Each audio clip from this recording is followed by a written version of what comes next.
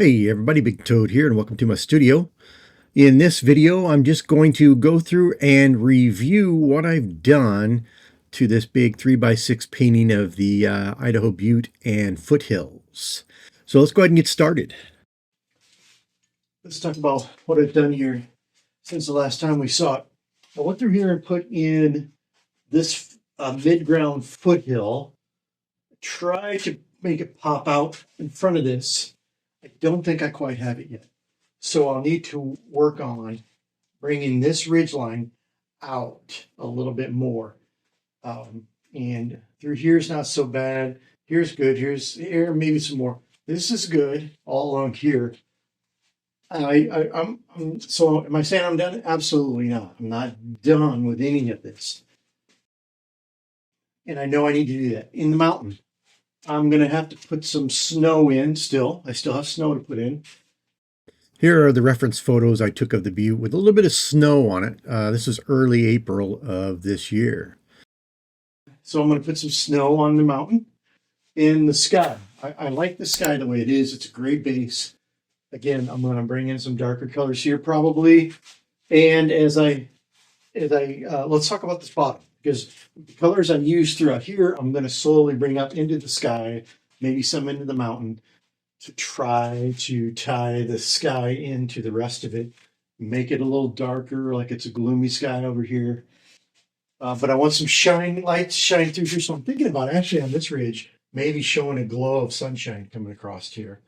This photo shows how the sun can just really make the colors pop, and maybe that's what I'll do on that far hill. So that off the photo, off the picture, painting, the sun may be coming in and glistening off this hillside here, like it's peeking through the clouds. All right, so I went ahead and, like I said, painted that in, tried to make some contrast between the front and the back, which I'm really good until here. And then it kind of in and out I go. And so I got to work on this. All right, so I've also blocked in the foreground. The fence posts, blocked them in. Obviously, a lot of work to do there. Blocked in some of the rocks I'm going to have. Blocked in rocks, a sagebrush. This sagebrush is going to be a large sagebrush. It's going to come up and lots of sky holes through it to see through. That's why I went ahead and put some of the foreground paint in there so that when I paint this, that can shine through. And I'm going to put some trees here. We got the trunks in. They're going to come up here to kind of block off this side. Now, over here, another tree. Again, blocked in the trunk so I don't lose it. Thing is, again, there's going to be a lot of sky holes through this tree. It's going to come up, and I'm going to bring it up so it even touches the skin to the sky. I want to try to make this a nice big tree that comes up here into the sky. Lots of sky holes through there. It's springtime because the snow's going to indicate on the top that it's springtime. So I don't want these real thick trees. I want lots of sky holes to come through. So that's what I'm after. So I'll probably do the trees, and probably then I'll figure out how to separate and make some contrast between this and that. I just need a little bit more. I got good contrast here, coming in with some brighter, more brilliant, higher chroma color here. I do have a ridgeline here that I want to bring in. And you can see I messed around a little bit with some yellowish greens. I threw it on there. I wanted to see what it looked like in the whole composition. Whether I use that color or not, I don't know. I still haven't brought in any of the cad yellow medium. I've got cad yellow medium. We got cad yellow light. I've used some cad yellow light in here, some blues. So I'm going to start messing with and bring the chroma up here. There's going to be nice tall grasses along the road around this sagebrush. It's really going to take this off. You'll see I went darker here in the corners. I like that effect. We'll see how much of it I keep. Maybe come out more of the dark. I don't know. Again, that's nice big sagebrush trees. I got to formulate a ridge. I mean, it's not very far. See, I mean, compositionally, the distance from here to here is not very far. So I just went a little hill, just a little hill. And then, of course, the road. I put the red in on the road darker than it needs to be. I'm not too worried about the chroma of it. Here I'm scratching on it, no big deal because I got to repaint it. But that gives me a good base. So I'm going to build off of that because the road's a little lighter, but it's warm. It's a warm road. I want some coolness in the shadows. So I just went ahead and popped in some shadows there. Over here too, I didn't put any shadows on everything. I need to do that, but I want some cool shadows. So there's some nice blues in there. And I'm using cobalt blue and ultramarine blue to put the shadows in. Some of the gray I used in the mountain, I still have some of that. I used on the rocks. Some cobalt blue here, a little ultramarine blue maybe mixed in. And again, that just gives me a nice base to work off of. I like the coolness of the rocks in the warmth of the rest of the background. So I may maintain some coolness in these rocks, maybe with a few little hints of warmth in them, but we'll figure that out. The fence posts are going to be, if you look on the videos, a lot of the videos I showed, fence posts were really dark when you're going down the road. You think a fence post, well, it's wood, right? It's wood, so it should be brown. Well, I want some undertones of that, so I used burnt sienna.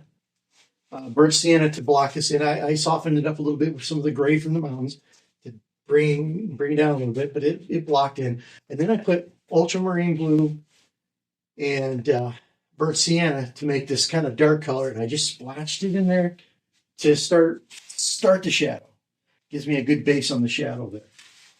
But as I was saying, I've used some cobalt blue, ultramarine blue. So this is all basically ultramarine. I think I put a little bit of cobalt blue just to try it out. I don't know. But again, this is just the start of the shadow. Again, cool shadows I want, so I kind of scratch those in. A lot of work to do. So as far as the foothills go, I won't know how to change them. And so I stopped. Do I like them the way they are? No. I do not like them the way they are, but it's got the colors in there that I want to use. And you'll notice I brought these a little higher chroma, a little darker compared to that, trying to push that hill back. And that's what I need to do. See, you can see some yellow ochre right in here and some cad yellow light mixed in with some of the yellow ochre to give some higher chroma glows there. That might be all I need to do is put some glow up on the mountain here, a few spots like the sun's coming through, boom, hitting it. So we'll see. We'll see about that. So again, road here, pulls, and I'm going to have a road. This is a road, and I got to make it wider here and get narrow as it gets up here. But I need it to look wider than this road back here. So that's the effect I'm trying to get. You can follow the road. It goes down in the canyon on the other side, winds back around, maybe back in here. You let the mind do it, and then it tracks up here. Then the same thing. It goes off down the hill, winds around somehow back in here, maybe cuts back in and then finds a nice spot to come and climb up here and out and over the top of the hill. So that's the effect I'm after. A lot of work, but I did get the block in done. A lot of yellow ochre in this block in. I threw in some ultramarine blues, some cobalt blues here and there, some cad yellow light. Again, I did not use any cad yellow medium yet, but I'm going to use that soon to really bring chroma out at the front. But the cad yellow light, and so I've got some gray in here. I used some gray in with some of those greenish and yellows. Blue in here. I put blue in and to make kind of a bluish greenish tint to it. I don't know. Will that stay? I don't know. I put a dark spot there. I wanted to see what that looked like. Will it stay? I don't know. Sometimes that's how I do. I experiment. I throw it out there. Again, dark, because I want a little ridge here. It's almost as if this little ridge comes down here, and they put a road here at the bottom. And then when I say ridge, I'm talking about a small little dip, and maybe it only drops 10 feet on the other side or 5 feet on the other side.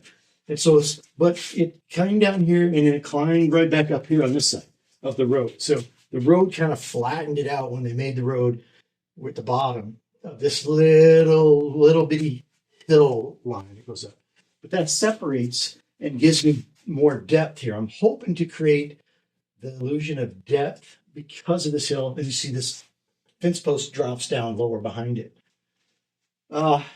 This fence post it's not as low on this side as this one is low. So again, I wanted to create some variety in that. Eventually I'll put in, barbed wire and such. But yes, that's where I'm at now. Do I have anything else to say?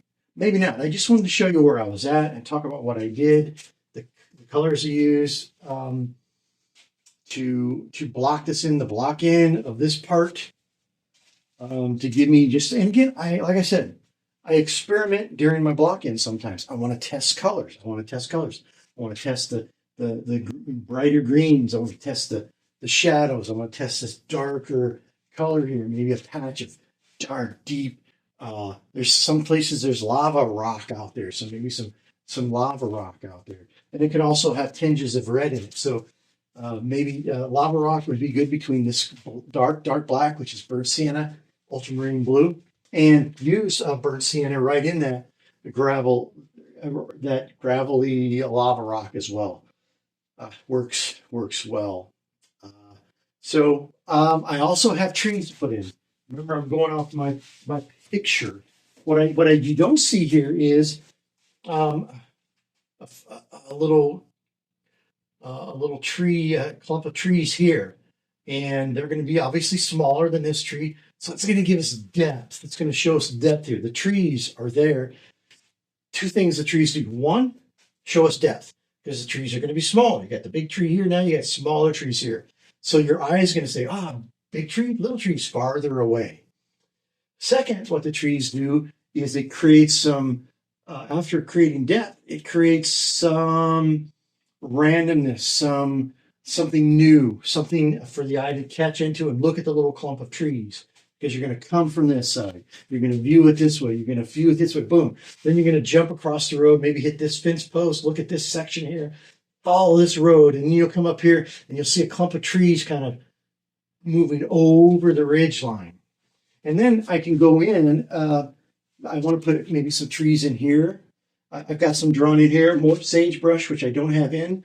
I put in a couple sagebrush. There's one here you can hardly see, but sagebrush here. I have an opportunity to put some sagebrush.